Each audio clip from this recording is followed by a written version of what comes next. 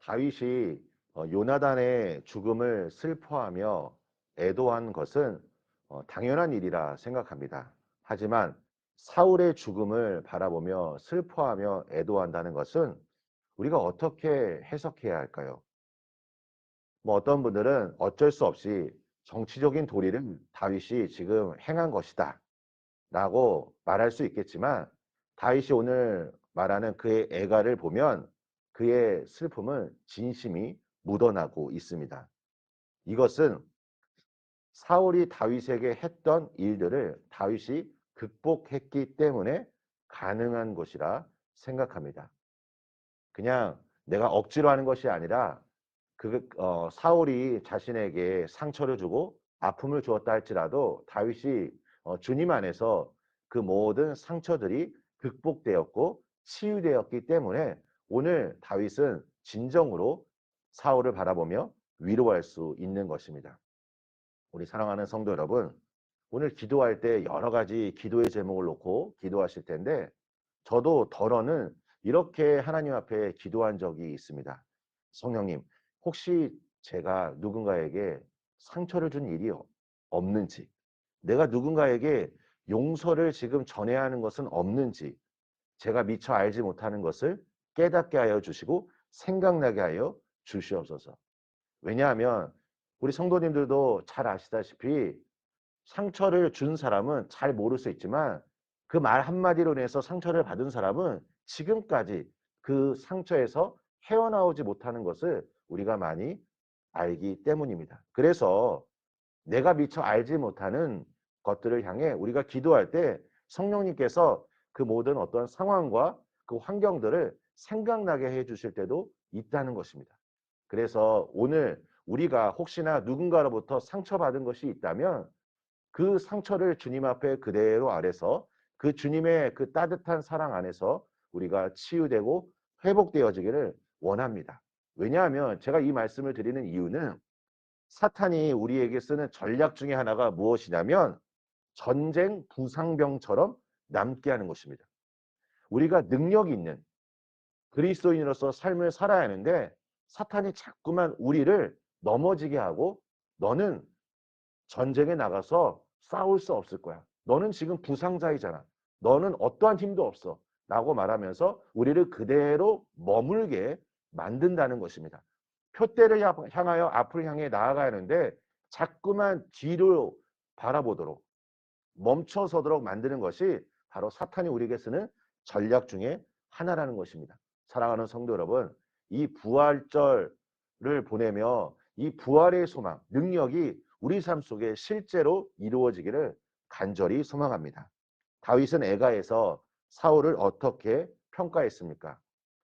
요나단과 사울을 바라보며 이스라엘의 아름다운 용사로 여겼습니다.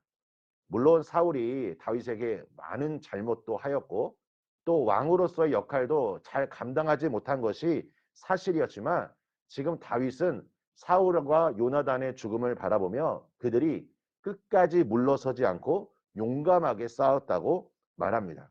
여러분, 여기서 아주 중요한 다윗의 관점이 있습니다. 우리가 누군가를 바라볼 때 그 사람의 장점을 바라보는지 그 사람의 단점을 바라보는지, 제가 목회를 하면서 우리 성도님들과 사역을 하거나 교회를 바라보는데, 우리 교회가 왜 이럴까? 그 교회의 단점만을 바라본다면 저의 목회는 기쁘지 않을 것입니다. 하지만 제가 우리 교회를 바라보고 성도님들을 바라볼 때마다, 야, 하나님께서 우리 반석교회 저에게 이 맡겨진 사역을 줄 때 이런 우리 귀한 분들을 보내주셔서 너무나 감사하구나. 지금 다윗은 사울을 향하여 애도할 때 사울이 가지고 있는 허물을 들춰내는 것이 아니라 사울이 했던 위대한 일들을 기억하고 있다는 것입니다. 물론 그가 이제 나중에 왕이 되었을 때 사울의 허물을 만약에 지적하였다면 사람들은 어쩌면 다윗에게 더 마음을 향했을 수도 있었을 것입니다. 하지만 다윗은 그 방법을 선택하지 않습니다. 다윗은 항상 지금 여기서 보면 이 사울의 이 아픔과 사울의 허물을 들추는 것이 아니라 그 허물을 덮어주는 사람으로 지금 나아갔다는 것입니다. 잠언 19장 11절입니다. 노하기를 더디하는 것이 사람의 슬기요 허물을 용서하는 것이 자기의 영광이니라. 그래서 저는 우리가 인류가 발명한 그 발명품 중에 이 지우개가 참 우리에게 의미가 있다라고 생각을 합니다. 어, 잘못 우리가 뭔가를 썼을 때 이 지우개를 통해 우리는 지울 수 있습니다.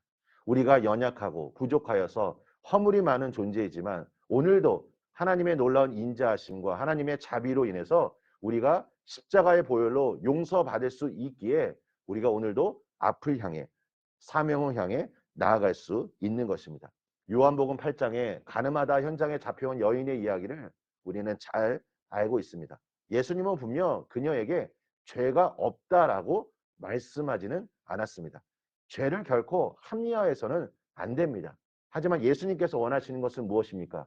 그녀가 이 죄로 인해서 죄책감과 수치심을 가지고 살아가는 것이 아니라 다시는 죄를 범하지 말라라고 예수님의 놀라운 빛을 그녀에게 보여주신 것입니다.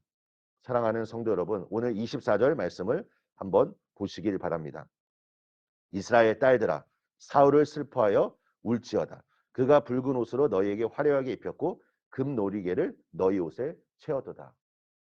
지금 사울과 요나단이 전장에서 용감하게 싸웠다는 것을 이야기도 하고 있고 오늘 또 어떻게 지금 말하고 있냐면 사울을 통해서 우리 이스라엘 땅이 재정적으로 번영을 이루었다라고 그의 공적을 이야기하고 있는 것입니다. 그리고 이 사울의 죽음을 바라보며 자기 자신뿐만 아니라 이스라엘 모든 백성들을 향해 우리가 함께 슬퍼하자라고 이야기하는 것입니다.